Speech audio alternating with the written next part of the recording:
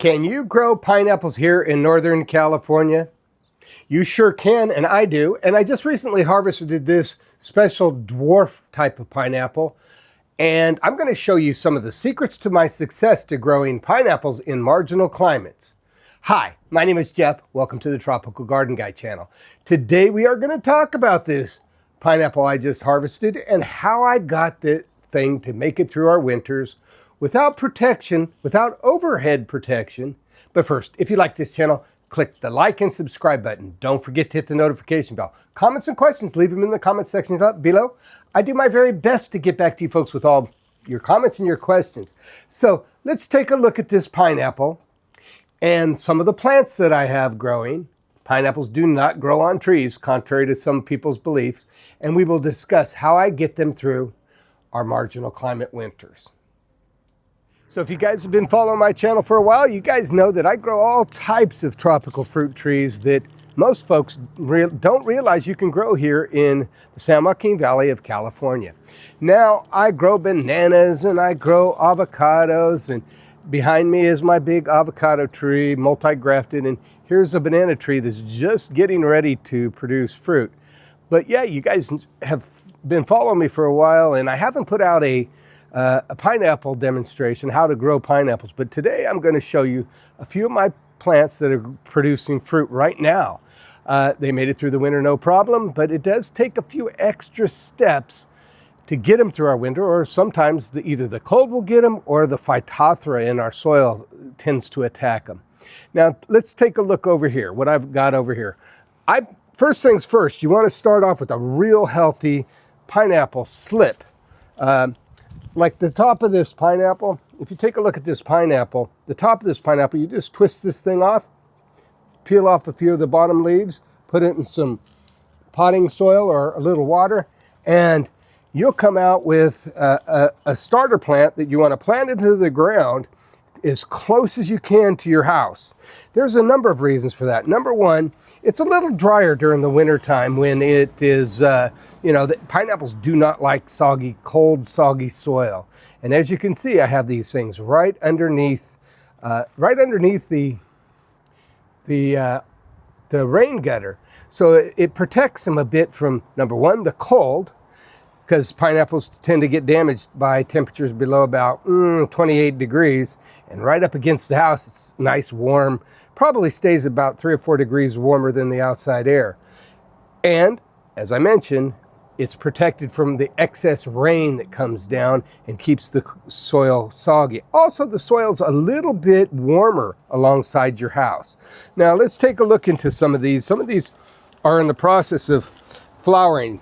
Take a look right down in there. Can you see that? You might be able to see there's a little flower being produced. Now here, this one's got a little bit of crown rot, and that's caused by, I believe it's caused by phytophthora. And here we have a small pineapple growing. Now these are smaller than normal because I use a special chemical to force them to flower a little early. Early plants, mean smaller fruit. For example, this guy is probably 1/3 the size of a normal pineapple. And over here I did a variegated pineapple, and it's been here, as you can see, it's underneath the avocado tree. It's been here for about 2 years and no problems, except for I started it a little early. I started the process of flowering and it set fruit early. You want these things to get bigger. You want the plants to get at least as big as that guy right there, or that guy right there, about 3 feet, 4 feet across.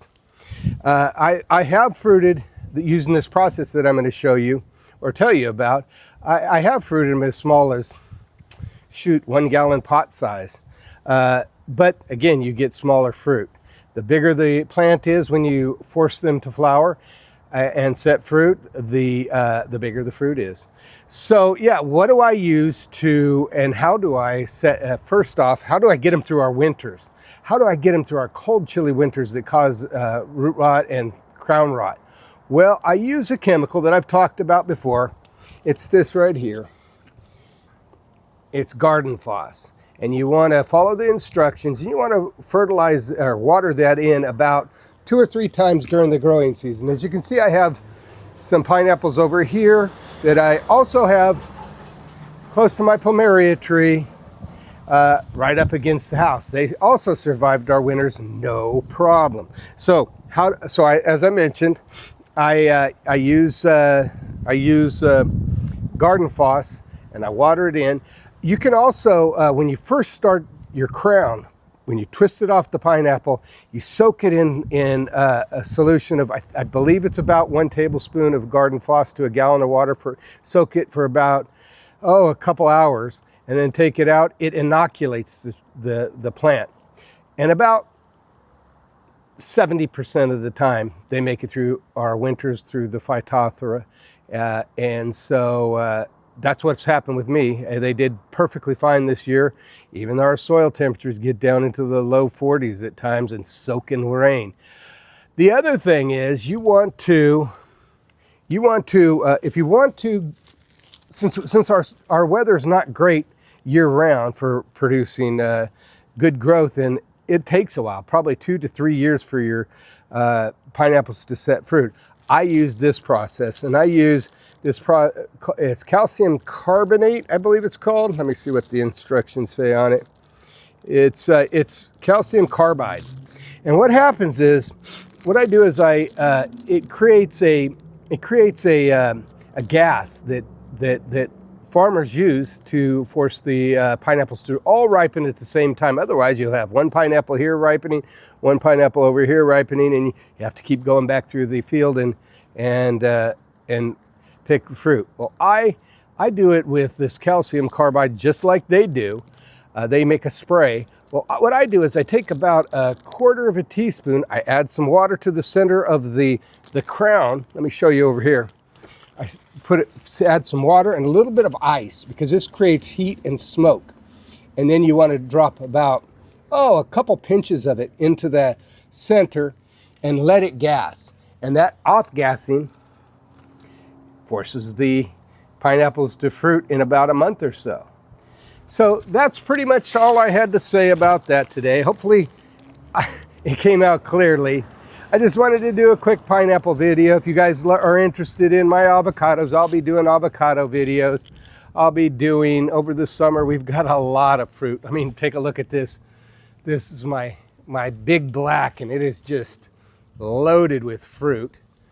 And all of my trees are just doing so good. I got bananas ripening. I got plumerias flowering. I got guavas that are flowering, getting ready to set fruit. One of the other, as I mentioned, one of the other things about the pineapples is you want to grow them in well-draining soil, loose soil. This one's another variegated one right here. And as you can see, it's underneath my macadamia nut tree, so it gets protection from the cold. And that's usually enough for the protection that they make them through most of our winters. My name is Jeff. If you like this channel, if you like growing exotic tropical fruit trees in marginal climates, click that like and subscribe button. Don't forget to hit the notification bell. Comments and questions, leave them in the comment section below. I do my very best to get back to you folks with all your comments and your questions. You have a wonderful day.